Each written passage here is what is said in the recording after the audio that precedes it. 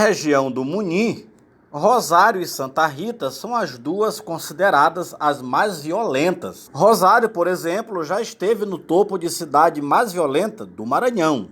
Isso conforme o Atlas da Violência divulgado em 2019 pelo Instituto de Pesquisa Econômica Aplicada, o IPEA.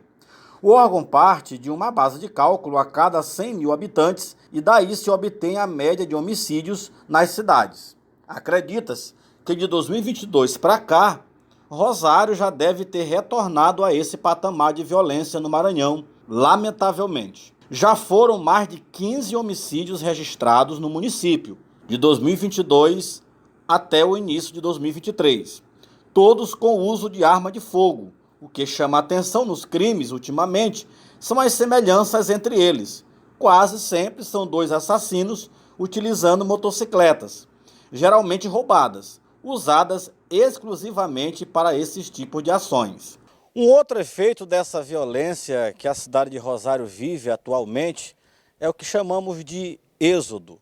Várias famílias desistem de morar aqui na cidade por conta deste grande nível de violência vivida pelos rosarienses. É o caso desta casa, que hoje se encontra fechada porque a família que residia aqui toda resolveu ir embora de Rosário por conta da violência. Foi aqui nesta residência que há dias atrás, um adolescente de apenas 17 anos, por nome Mateus, conhecido como Manteiguinha, foi morto a tiros dentro do quarto desta casa. Esse é apenas mais um dos exemplos de crimes ocorridos dentro de lares na cidade de Rosário. Também, há dias atrás, dois irmãos, numa mesma ocasião, no bairro Argentina, foram mortos a tiros por marginais, diante de familiares presentes no ato do crime. Com o passar dos tempos, os homicidas vão se inovando na ousadia e crueldade. Pelo menos os últimos casos de mortes ocorridos em Rosário, a maioria foram consumadas dentro de residências e diante de familiares das vítimas. O caso mais recente que chocou os rosarienses aconteceu no povoado São Miguel, onde cruelmente uma senhora idosa, com 60 anos de idade, que atendia pelo nome de Zuíla, foi degolada dentro de casa e com outras marcas de golpes de facão pelo corpo, inclusive no rosto. Até então, indicando um latrocínio, roubo seguido de morte. A senhora Vânia, ainda abalada pelo que ocorreu ao lado de sua casa, quando um crime vitimou o conhecido Manteiguinha de apenas 17 anos, não consegue esconder o nervosismo. É complicado, viu, Leonel, falar dessa situação que está acontecendo na nossa cidade. 17 de janeiro foi uma tarde assim muito chuvosa, né? E eu estava me arrumando para sair com meu marido, para nós irmos na casa da irmã dele que tinha feito uma cirurgia, né?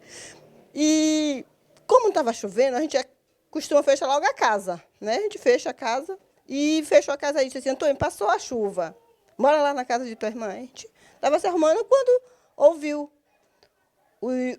as batidas no portão, né, da casa vizinha, né, que não é a nossa casa, graças a Deus, mas é bem minha vizinha. E foi assim, desesperador, muito desesperador aquela situação, desde esse dia que eu estou doente, com os nervos à flor da pele, com dor de cabeça o tempo todo. É muito difícil falar, sabe? Porque a gente vê o que está acontecendo na nossa cidade, com jovens, com adolescentes, né?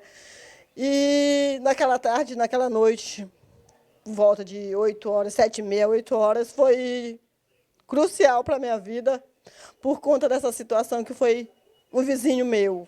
Vi crescer na rua, brincava com ele, mas nunca imaginava que poderia acontecer com ele o que aconteceu, viu? E a gente fica desse jeito. Eu choro como mãe, né? Hoje aqui como mãe, que sou, e me coloco no lugar das mães, né? Que acontecem essas situações. E a gente fica desesperador. Desde esse dia, como eu já falei, né? Foi assim muito, muito triste. Tanto que as vizinhas tiveram que ir embora. Hoje não tem ninguém morando na casa, né? Uma coisa que aconteceu, que a gente fala, ó, ia acontecer com ele, poderia acontecer com ele em qualquer lugar.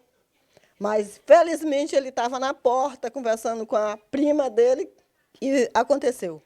Não sei mais de nada do que aconteceu além disso. E depois, o desespero que veio, as meninas ficaram em estado de choque, né? E a gente está até hoje. Eu, pelo menos, estou até hoje, porque eu não consigo esquecer. Eu não acredito que eu não vou esquecer aquela história, aquele dia, aquele desespero. As autoridades policiais e poder público têm tentado achar uma estratégia de conter essa realidade alarmante na ex-pacata cidade de Rosário, que outrora era referência de tranquilidade e convivência sadia entre vizinhos, nos bons bate-papos nas portas das casas, não importando o horário. Quem relembra muito bem a tranquilidade da nossa cidade é o seu João, pai do ex-vereador Jardson Rocha. Meus amigos, hoje é uma vergonha a nossa segurança. Eu tenho 74 anos, eu nasci e me criei no Rosário. A gente ficava sentado na porta da rua, as portas da gente eram de meia-saba, não fechava-se. Aqui não tinha muito ladrão, não. Era muito difícil ladrão, esse pessoal de droga.